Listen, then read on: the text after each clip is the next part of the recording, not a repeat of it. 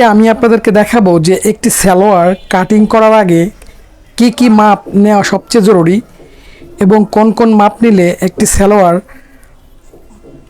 Cutting করতে সুবিধা হয় এবং সেলাই করতে সুবিধা হয়।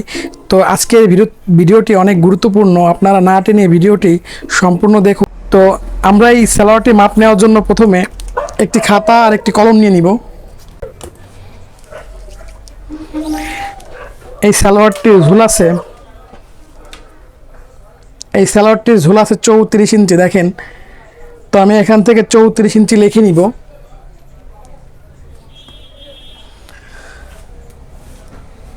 তারপর দেখেন এই সালোয়ারটির কোমর আছে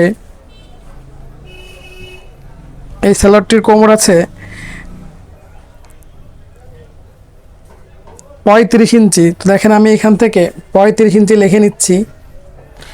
এই সালোয়ারটি হচ্ছে একটি বাচ্চাদের সালোয়ার।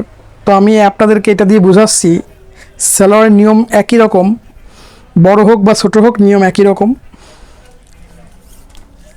তারপর দেখেন এই সালোয়ারটির পায়ের মুহুরি আছে 11 ইঞ্চি। দেখেন এইখানে 5.5 ডবল আছে 11। তো আমি 11 ইঞ্চি লিখে নিব।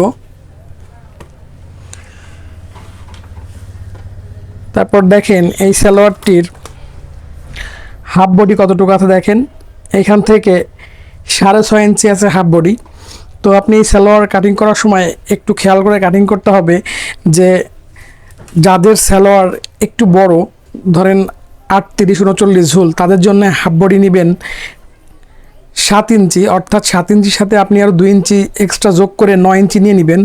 কারণ রাবার হোক বা ফিতা হোক সেখানে 2 ইঞ্চি কাপড় প্রয়োজন হয়। তো সেজন্য আপনি এখান থেকে 7 ইঞ্চির সাথে আরও 2 ইঞ্চি পরিমাণ কাপড় যোগ দিয়ে নেবেন, অর্থাৎ কমপ্লিট আপনার 7 ইঞ্চি টিকবে।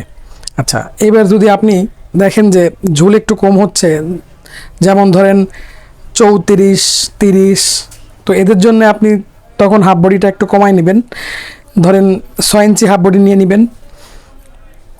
আপনি এটা হাইটের উপর এটা নির্ভর করবে যে কোনটা বাড়বে কোনটা কমবে। যদি আপনার সালোয়ার ঝুল এর থেকেও কমে তো সেক্ষেত্রে আপনি হাফ বডিটা আর একটু কমায় নেবেন। তো নিয়ম সব একই রকম। তো আমি এই সালোয়ারটা এটা ঝুল হচ্ছে 34 ইঞ্চি, তো সেজন্য দেখেন আমি এখান থেকে 6 ইঞ্চি হাফ বডি নিয়ে নিছি। তো এটার মাপ 6 ইঞ্চি আছে। তো আমি এখান থেকে 6 ইঞ্চি লিখে নিব।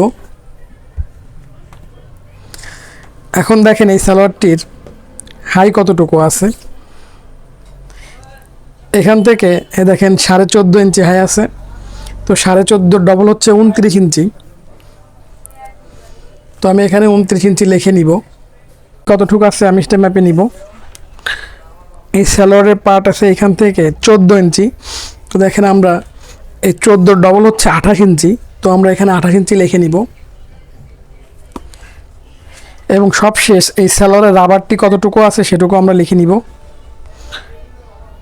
এখানে রাবার আছে 16.5 ইঞ্চি। তো আমি এখান থেকে 16.5 ইঞ্চি লিখে নিলাম। তো আমি জাস্ট আপনাদের শুধু এই সালোয়ারটা মাপ নিয়েছি শেখানোর জন্য যে একটি সালোয়ার সুন্দরভাবে তৈরি করতে গেলে আপনার কোথায় কোথায় মাপ নেওয়া সবচেয়ে জরুরি। তো আমি যে কয়টি জায়গায় সালোয়ারের মাপটি নিয়েছি, আপনারাও ঠিক এই একই নিয়মে একইভাবে সালোয়ারটির মাপ নিয়ে তারপরে সালোয়ার কাটিং করবেন, তাহলে দেখবেন সালোয়ারটি অনেক সুন্দর হবে, আপনার মাপ ছাড়া এদিক ওদিক হবে না। তো আজকের ভিডিও এ পর্যন্তই, দেখা হচ্ছে পরবর্তী কোনো ভিডিওতে।